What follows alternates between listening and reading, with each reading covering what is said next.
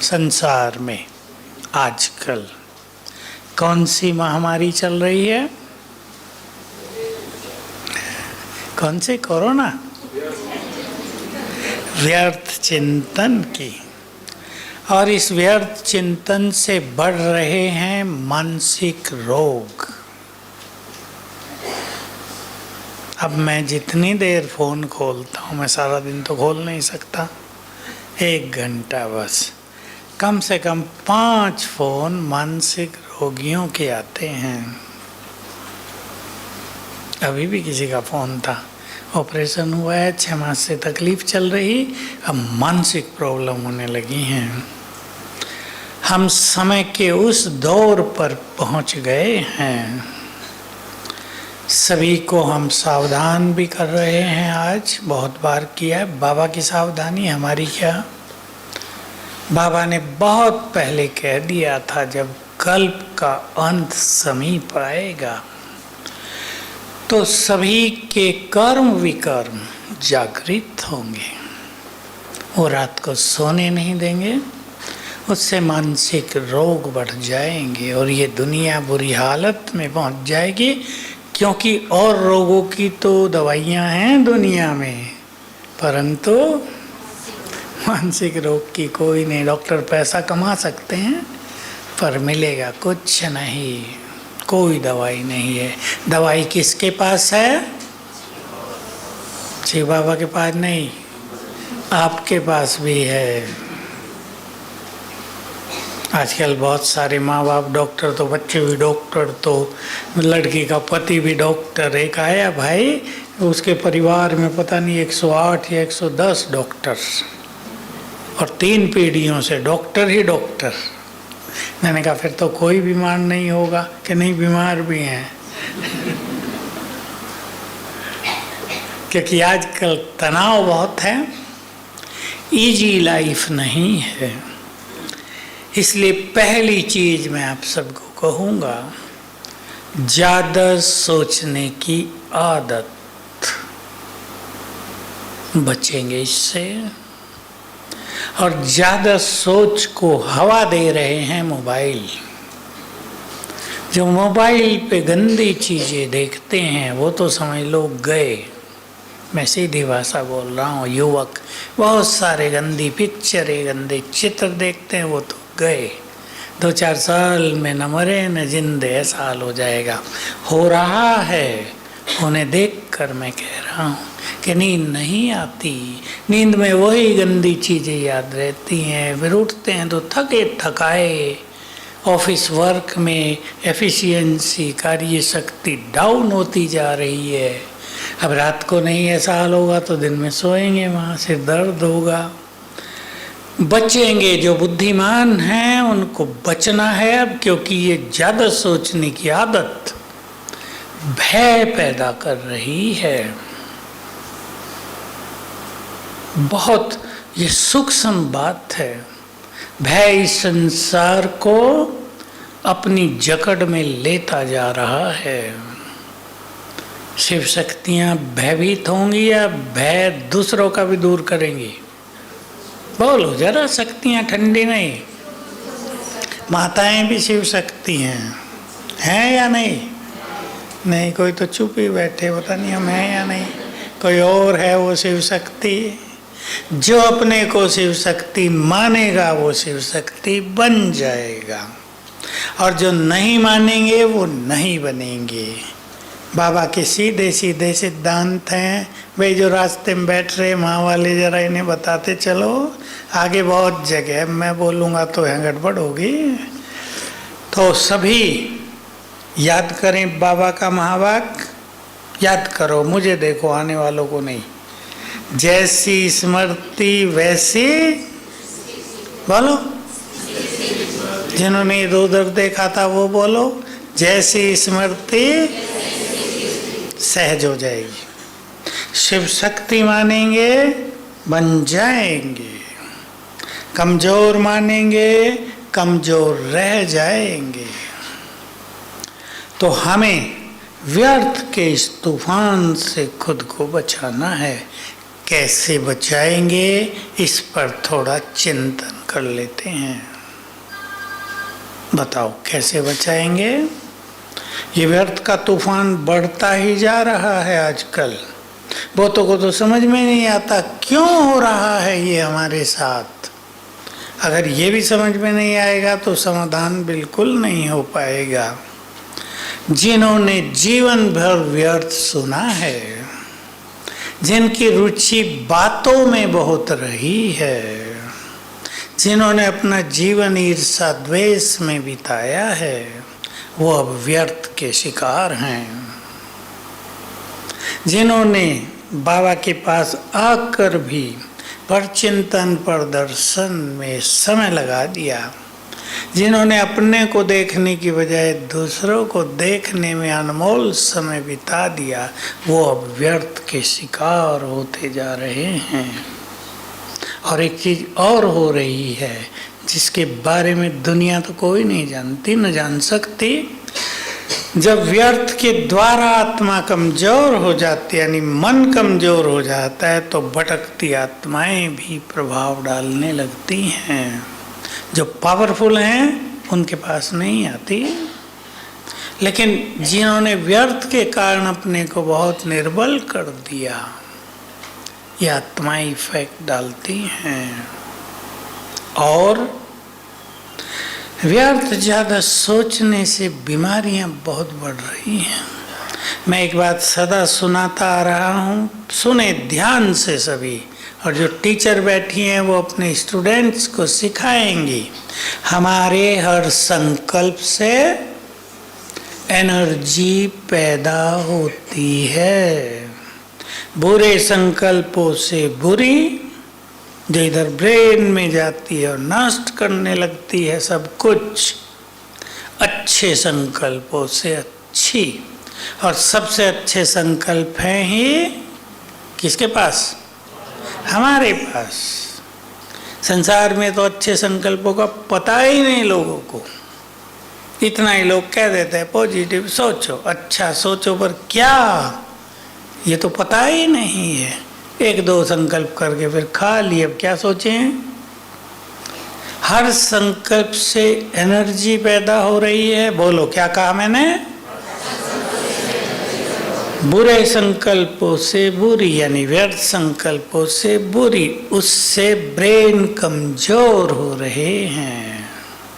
हमारे ब्रेन के बहुत सारे हिस्सों से रसायन निकलते हैं। बहुत अच्छी चीज़ है, एक द्रव्य लिक्विड सा बहता रहता है।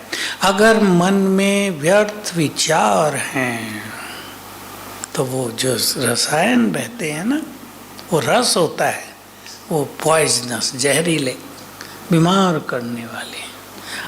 और अगर हम बहुत अच्छा सोचते हैं तो वो अमृत समान आई हुई बीमारियों को भी नष्ट कर लेंगे। इसलिए हम ब्रेन को एनर्जी देने का बहुत सिखाते हैं, उससे बहुत गुड रिजल्ट सबके सामने आए हैं। सो सबसे अच्छे संकल्प कौन से हैं? पॉजिटिव तो हैं। वो कौन से पॉजिटिव? बोलो पीछे वाले। स्वमान के, आपको कहीं भी ढूंढना नहीं है। स्वमान ही महान संकल्प हैं। मैं विश्व कल्याणकारी हूँ, इससे बड़ा संकल्प होगा कुछ? लोग कहेंगे अपना कल्याण ही नहीं होता, विश्व कल्याणकारी सोचने से क्या फायदा? सोचेंगे नहीं लोग ऐसे ही। लेकिन भगवान ने हमें कहा है ना, तुम ही विश्व का कल्याण करने वाले हो। मानते हैं या नहीं? या सुना हो? ठीक है भाई, हैं सो हैं, क्या करे आगे, इससे काम नहीं चलेगा।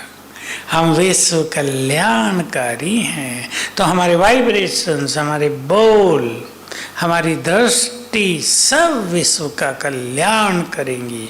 अगर हम वाचा से दूसरों को दुख देते हैं तो बोलो विश्व कल्याणकारी हुए, अपने भी कल्याणकारी नहीं, विश्व के भी कल्याणकारी नहीं। तो स्वमान के संकल्पों को सबको बढ़ाना है। बाबा की मुरलिया में अव्यक्त जो आती है ना रिवाइज होके, स्वमान की 2 बातें आई, शायद 4-5 मास पहले आई होंगी। सवेरे उठकर स्वमान की माला फेरो, सवेरे उठकर स्वमान से सज धज कर बाप के पास आओ। सहज सजावट कौन से? स्वमान की। स्वमान हमारा श्रृंगार है जो विचारों को महान बनाता है, उससे ही तो हमारा व्यक्तित्व चमकता है। कोई देखने में बहुत सुंदर हो लेकिन मन उदास हो, क्या हाल होगा? थोड़े दिन में सारी रौनक खत्म, लगेंगे जिंदा मुर्दा है। हम तो देखते हैं बहुतों को। सबसे बड़ी सुंदरता और सबसे श्रेष्ठ व्यक्तित्व स्वमान। प्योरिटी तो बीज है ही, पर स्वमान। इसलिए आज विचार करें सभी, हमारा अनमोल समय कैसे बीत रहा है।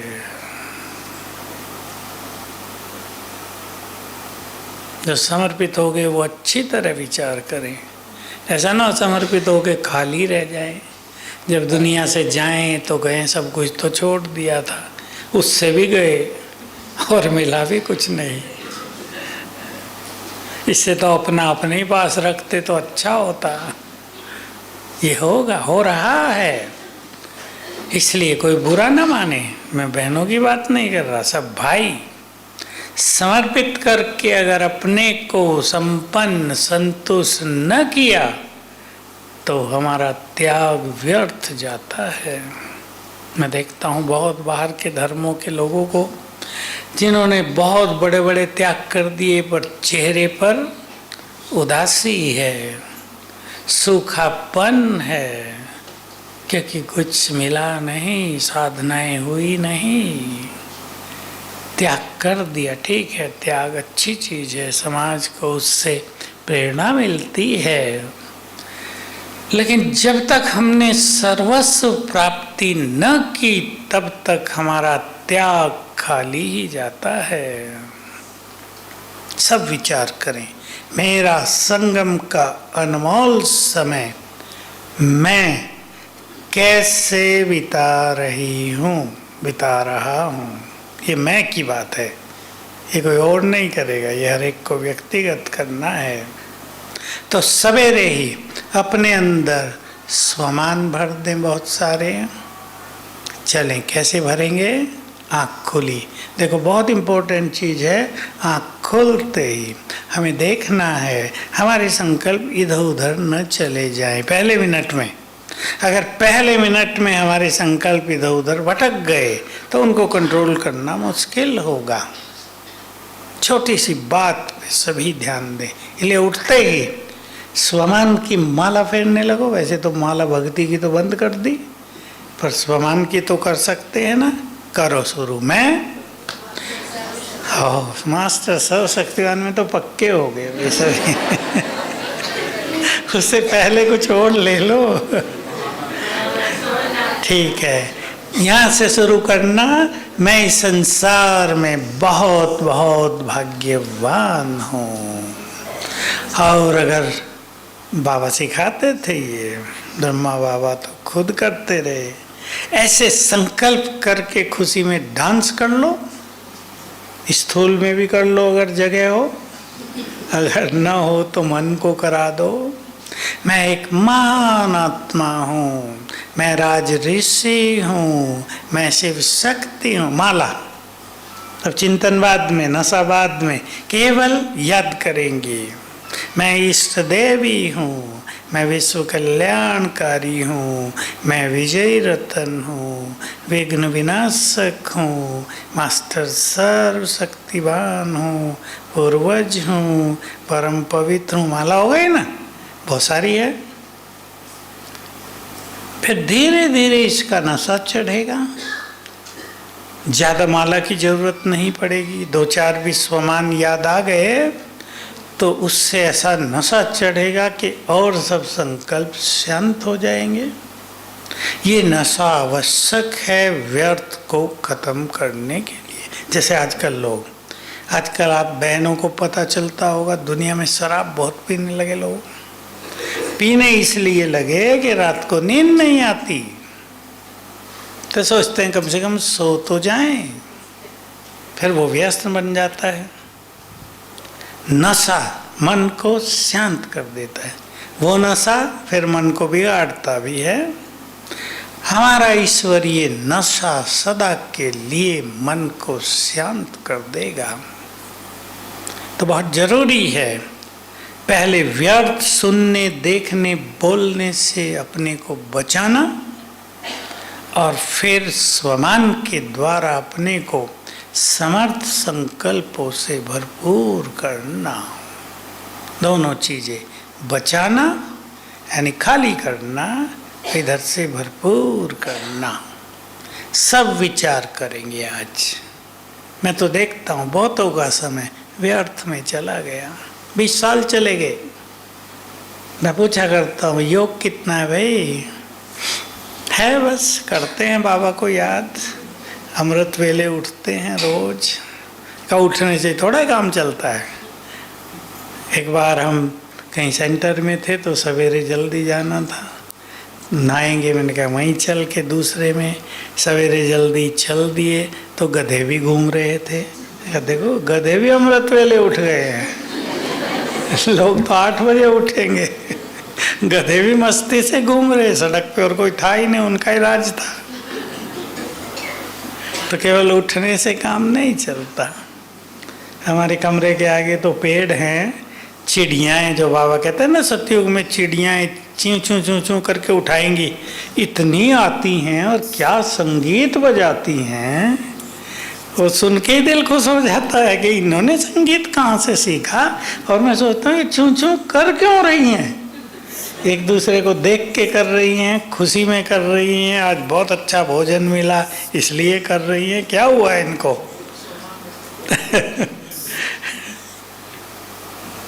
सोचेंगे अच्छी तरह। संगम के अनमोल दिन कैसे बीत रहे हैं। मुझे तो बाबा की बातें सुन के पहले से ही आभास था कि वो दिन आ रहे हैं जब इस संसार में महामारी हो जाएगी, मानसिक रोग। विनाश की बात तो आगे की करते हैं ना, विश्व युद्ध, उससे पहले लोग ऐसे ही मर जाएंगे जब रात को सोएंगे नहीं। उनका जीवन कैसा होगा। अभी भी आते हैं, आज भी कोई आए मेरे पास 5 साल से सोए नहीं। उसमें क्या होता है, सोता तो है मनुष्य पर ब्रेन इतना एक्टिव रहता है कि उसको लगता है सोए नहीं है आज। दूसरों को लगेगा ये सो गए, दूसरे देखने वाले भी देखेंगे ये तो सो रहे हैं, पर जब वो उठेंगे हम सोए नहीं, क्योंकि ब्रेन हाइपर एक्टिव हो गए हैं। इसलिए ब्रेन को शांत करना यानी मन को शांत करना। पहले ब्रेन आप ही शांत हो जाएगा ताकि हम संसार को बहुत कुछ दे सकें। देना चाहेंगे सभी। भारत में देने की परंपरा है। भारत की सभ्यता इसलिए सबसे महान है कि यहाँ देने की प्रथा है। अब से 100 साल पहले से पहले अगर भारत की कल्चर की कोई स्टडी करे, तब तो करते होंगे लोग, तो वो इतनी महान थी कि सोचते ही रह जाएं।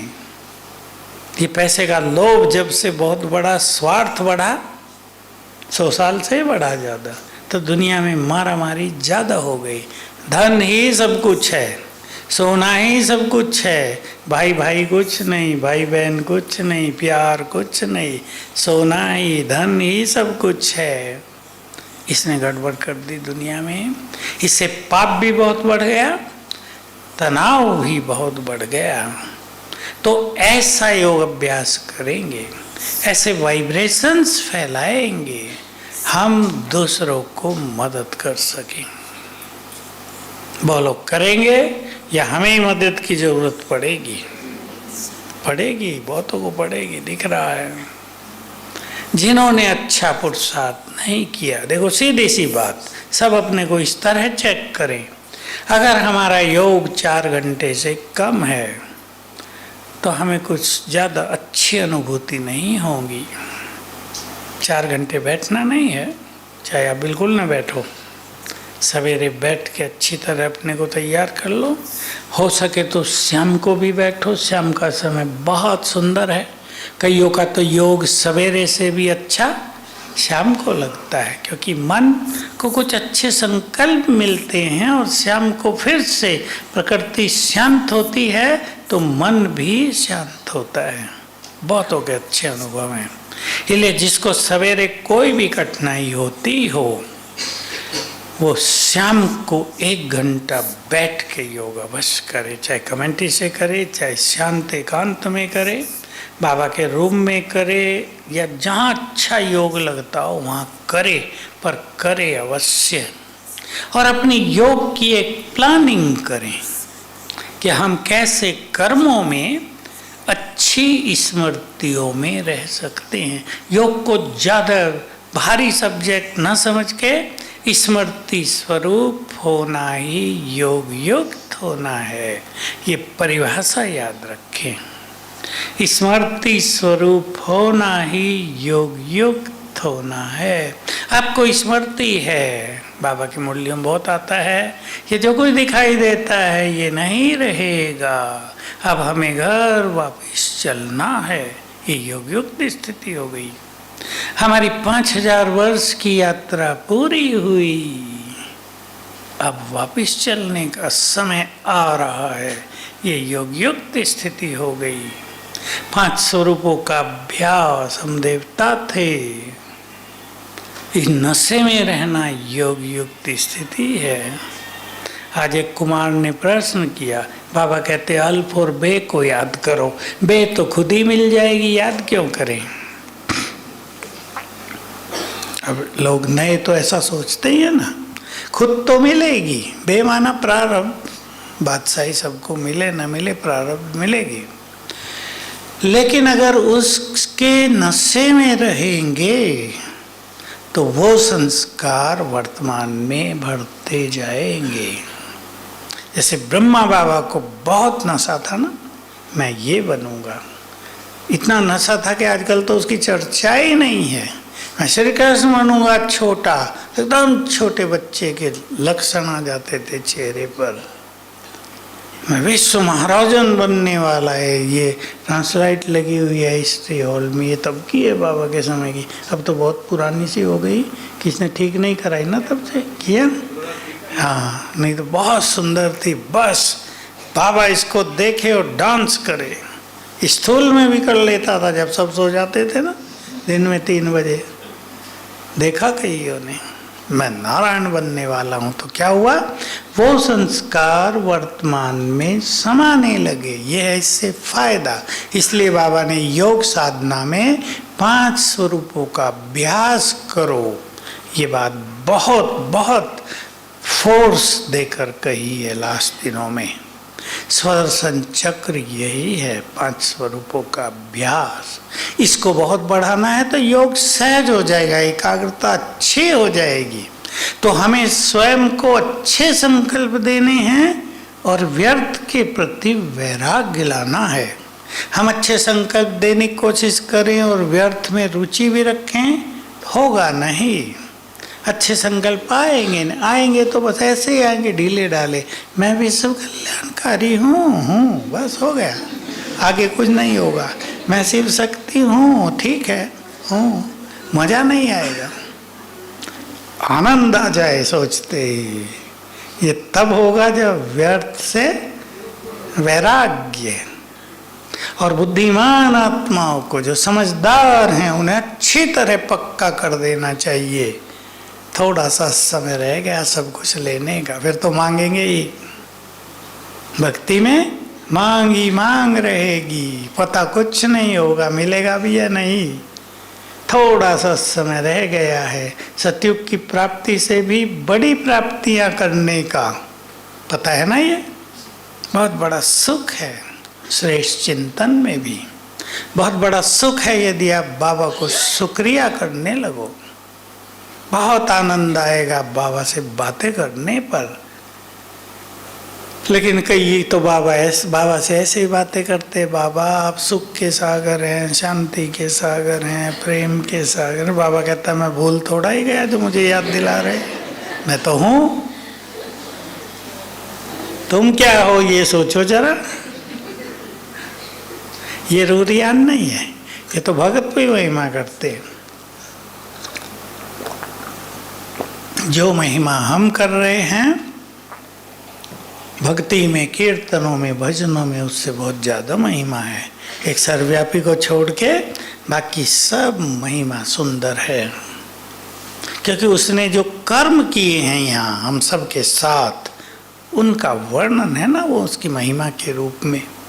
तो बाबा से दिल की बातें करना, बातें करने का ये अर्थ भी नहीं कि हम अपनी कमियां सुनाते रहें, शिकायत करते रहें।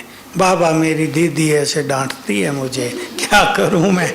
वो बाबा कहेंगे डांट खाते रहो, या कहेंगे तुम भी डांट दिया करो एक दो बार। ये रूरियान नहीं होती, रूरियान कुछ और होते हैं। दो फ्रेंड मिलते हैं, कैसे बातें करते हैं, सोच के थोड़ा ही आते हैं कि ये करेंगे। बात करना, और इसकी शुरुआत करें उसको शुक्रिया करने से। शुक्रिया, क्या क्या मिला उससे, इसका आनंद लें। इसलिए जो अच्छे पुरुषार्थी हैं, अब मुझे ये शब्द कहना पड़ता है, क्या क्या उससे मिला लिस्ट बना लो 15-16, खुद ये होमवर्क करेंगे और एक एक चीज के लिए उसको शुक्रिया करें। किसी को कोई चीज बहुत पावरफुल लगती है, किसी को कोई। बाबा से हमें सुंदर ज्ञान मिला, तीसरा नेत्र मिला, सुदर्शन चक्र मिला। ये बात सबको नशा नहीं चढ़ाती। ज्ञान की वैल्यू को समझना, एक एक ज्ञान की बात, वो है जिसको संसार में द्वापर युग से लोग खोजते रहे। मैं कौन हूं, छोटी सी बात का पता नहीं चला। और बाबा ने कैसे बताया, पहले दिन तुम आत्मा हो बच्चे, और हमने मान लिया, खत्म हो गई बात। बहस नहीं कि मैं आत्मा हूं या शरीर हूं, तुरंत मान लिया ना, क्योंकि वो हमारी अपनी चीज थी। सत्य जो हमसे जुड़ा है उसको स्वीकार करने में देर नहीं लगती। ये बहुत सुंदर रहस्य है, हमसे जुड़ी है ना चीजें। हम देवता थे तो कितनी देर लगी मानने में। किसी ने भी नहीं कहा होगा जितने ब्राह्मण हैं कि हम नहीं थे। टीचर बहने बहुत बैठी, कोई कहता है हम कैसे मान लें हम देवता थे, हम तो थे ही नहीं। प्रश्न पूछ सकते हैं क्लैरिफिकेशन के लिए, लेकिन मान लेंगे सब क्योंकि हम थे। तो अब सभी चिंतन करेंगे, मेरे व्यर्थ का बीज कहाँ है। कोई चिंताएं, कोई मोह, कोई अभिमान, लगाव, साधन, मोबाइल। मोबाइल भी नया जुड़ गया ना, पहले तो इसका नाम नहीं था। सोच लें, ईर्षा, किसी को देखकर परेशान होना, किसी बात की चिंता करना, तुलना करना, बहुत कारण हो सकते हैं। हमें ये चांस नहीं मिला, संकल्प चला रहे हैं। हमें पूछा नहीं गया, संकल्प चला रहे हैं। ये तो बहुत आगे बढ़ गए, हम तो वहीं रह गए। अरे तुम्हें किसने रोका था बढ़ने को, तुम भी बढ़ते। लेकिन वो क्यों बढ़ गया? जब हम नहीं बढ़े तो उसको भी नहीं बढ़ना चाहिए था। ठीक बात है ना। अब क्या करे, वो बढ़ गया बेचारा अपनी मेहनत से, तो हम भी अपनी मेहनत से आगे बढ़ें। और एक सुंदर स्लोगन मैं कह देता हूँ आपको, है तो इंग्लिश में, हिंदी में ये है, हर चुनौती एक अवसर लेकर आती है। Every challenge brings an opportunity. Her challenge एक अवसर लाता है। हमें लगेगा हमारे सामने बाधाएं हो गई, इसने ये कर दिया, उसने ये कर दिया, पर यदि हम इनसे निकलना जानते हों तो वो चुनौती हमें शक्तिशाली बना कर जाएगी, सिखा कर जाएगी। इसलिए कभी इन चीज़ों से डरना नहीं है कि लोग क्या कर रहे हैं मेरे से, वो मुझे आगे नहीं बढ़ने देता। सोचना गलत।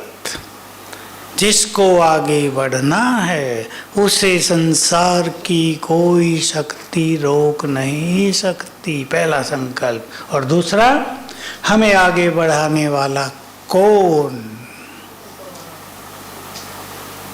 नीचे वाले न भी बढ़ाएं, इन्होंने ऊपर वाला कह दिया। नीचे वाले न बढ़ाएं, छोड़, उनकी तरफ देखना ही छोड़ दो, ऊपर वाला बढ़ा रहा है, हैं? ऊपर वाला नीचे वाला अच्छा है ना शब्द। सर्वव्यापी कहने वाले भी कहते हैं ऊपर वाला। ये वंडरफुल चीज है, जो कहते हैं सब जगह है वो ये भी कहते हैं ऊपर वाला है। तो आगे बढ़ेंगे और चेक करेंगे व्यर्थ का बीज कहाँ है। कहीं हमने खुद तो नहीं बो लिया, खुद बहुत तो नहीं बो लिया है।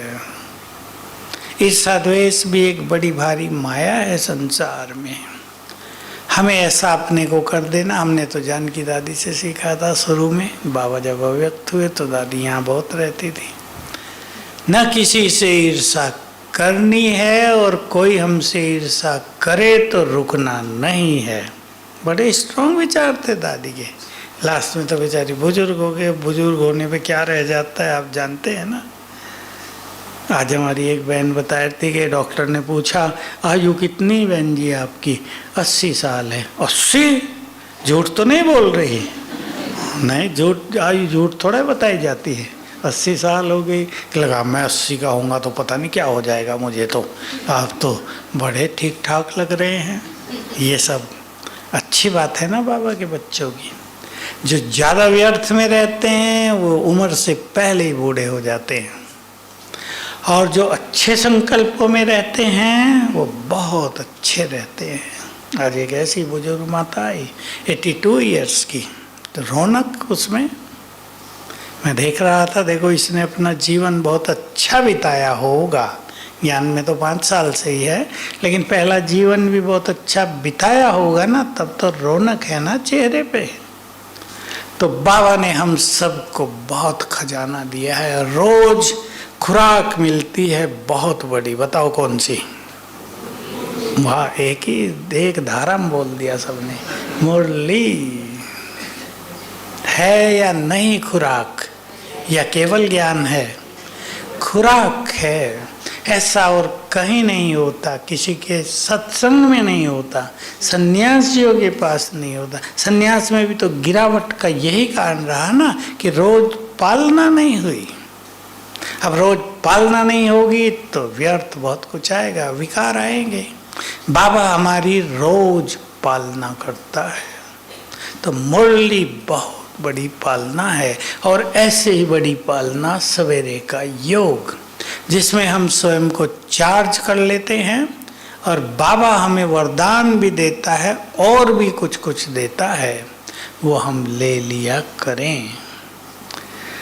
आप वो मुरली ढूंढ सकते हो। 77 और 78 में 2 मुरलियाँ चली हैं। मुझे डेट तो याद नहीं है, पर वो मुरलियाँ याद हैं।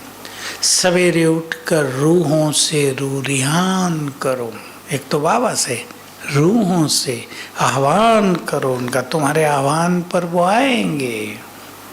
तब हम शंकराचार्य का आह्वान किया करते थे। आए, फिर सारे शंकराचार्य आ गए यहाँ। तो जरूर नहीं हम आज आह्वान करेंगे तो कल आ ही जाएगा, इतना जल्दी नहीं, पर हम आह्वान किया कर। दूसरी मुरली है सवेरे बाप के पास जाकर बैठो। आपने थोड़ी बातें सुनी होंगी, रिवाइज होकर आई है। बाप भोलानाथ बनकर बैठता है, उसे रिझा सकते हो, मना सकते हो, क्षमा ले सकते हो, 8 की माला में आने का वरदान ले सकते हो, विजयी रतन बनने का वरदान ले सकते हो। कई बातें कह दी बाबा ने। ये भी कहा 8 की माला में आने का वरदान ले सकते हो। मुझे अच्छी तरह याद रहती हो बात। तो सवेरे के समय बाप सर्व खजाने खोल कर बैठता है और भोलानाथ बनकर बैठता है देने के लिए। अब लेना या न लेना ये हमारा काम है, हम अधिकार से उसके पास जाकर बैठ जाएं, चाहे परम धाम में बैठ जाओ, चाहे सूक्ष्म वतन में बाप दादा के सामने। बहुत अच्छे अनुभव होंगे, इसलिए इस स्वर्णिम अवसर को गंवाना नहीं चाहिए। बहुत सुंदर समय है, तो सवेरे सुंदर संकल्पों से दिनचर्या की शुरुआत करेंगे। मैंने आपको एक बात कही है जो शुरू से मैंने ध्यान दिया था, वो बहुत ही काम आई। उठते ही पहले मिनट को चेक कर लो, व्यर्थ तो नहीं जाता संकल्प इधर उधर, जा सकता है। रात की नींद का इफेक्ट हो सकता है, स्वप्नों का इफेक्ट हो सकता है, कल जो बीता उसका इफेक्ट हो सकता है, लेकिन अपने कंट्रोल में कर लो स्वमान के द्वारा। स्वमान शुरू कर दो, आप ही सब कुछ ठीक हो जाएगा। उन दिनों बाबा कहा करते थे, उठते ही अभ्यास करो, मैं आत्मा इस तन में अवतरित हुई हूँ। जैसे शिव बाबा ऊपर से आया ब्रह्मा तन में, मैं आत्मा भी ऊपर से आई इस तन में। बहुत अच्छी अनुभूति देने वाला ये संकल्प हुआ करता था। तो ऐसा कोई भी अभ्यास हमें कर लेना चाहिए। फुल करेंगे अपने को। मैं आपको फिर वो संकल्प दे रहा हूँ, सब चेक करेंगे। बाबा का बनने के बाद सभी ने त्याग किया है। माताओं का भी त्याग बहुत ज़्यादा है या नहीं है? माता सोच रही है टीचर ने किया है, ऐसा नहीं। कितनी गाली खाई होगी, कईयों ने कितनी मारे सही, पतियों का क्या क्या देखा। कई तो जीवन भर दुखी रहे तो बाबा के पास आए। 50 साल हो गए भाई जी शादी को, इस आदमी ने मुझे बहुत तंग किया, इतना गुस्सा कि मार डालूं उसे। माताओं की बात कर रहा हूँ। कभी सुख नहीं मिला मुझे इसके साथ। मुझे पता होता मैं कुमारी रह जाती पहले। एक माता अभी 4-5 दिन पहले आई, ऐसे बोल रही। मैं कहा पता कैसे होता हो, तो शिव बाबा के पास आ जाती तो पता चलता। इन सब चीज़ों से अपने को बचाना है। जो कुछ हो गया, जो हो रहा है, उसे स्वीकार करना ही है, सोचना कुछ नहीं। अब तक आज तक जो समय बीत गया, जैसा भी था अच्छा पूरा हो गया। अब आगे को हमें सुंदर बनाना है। के लिए एक लास्ट में होमवर्क दे रहा हूँ, जो करना चाहें करके देख लेना, मजा आएगा। सवेरे उठकर योग करके, स्वमान का अभ्यास करके, मेरा आज का दिन ऐसा होगा, 3-5 पॉइंट लिख दो। मजा आएगा, आपको अनुभव होता जाएगा कि जो हम सोच रहे हैं वो होने लगा है। हम क्रिएटर हैं, मास्टर भी हैं, क्रिएटर भी हैं। अगली क्लास हम इस पे करेंगे, छोटा लाल याद दिलाना। मास्टर और क्रिएटर बहुत अच्छा होगा। शरीर के मास्टर मालिक, तो बीमारियों का इफेक्ट नहीं होगा। तो सवेरे उठ के संकल्प करना, मेरा आज का दिन ऐसा होगा। खुद हर एक को सोचना है, आज मेरा दिन खुशियों में बीतेगा, आज मेरा दिन हर कदम पर सफलता लेकर आ रहा है, आज का मेरा दिन निर्विघ्न बीतेगा, आज मैं सारा दिन व्यर्थ से मुक्त रहूँगा, आज सारा दिन जीवन का आनंद लेते हुए दिन पूरा होगा। आज जो भी मेरे पास आएगा प्यार लेकर ही जाएगा। संकल्प करो अच्छे अच्छे, परिणाम देखना। जिसको ज़्यादा लगे वो एक ही संकल्प कर लो, आज मेरा दिन ऐसा होगा, उसका रिजल्ट देखो। इसको रिसर्च कहते हैं, बाबा ने सिखाया था बहुत पहले। तो जीवन की यात्रा में बहुत आनंद आ जाएगा, जीवन सुख भरा हो जाएगा। व्यर्थ में तो मज़ा है नहीं, वो तो ऐसा है कमाई की और फेंक रहे हैं उसे। खर्च करना तो अच्छा होता है पर फेंक रहे हैं, ऐसा नहीं होना है। ओम शांति।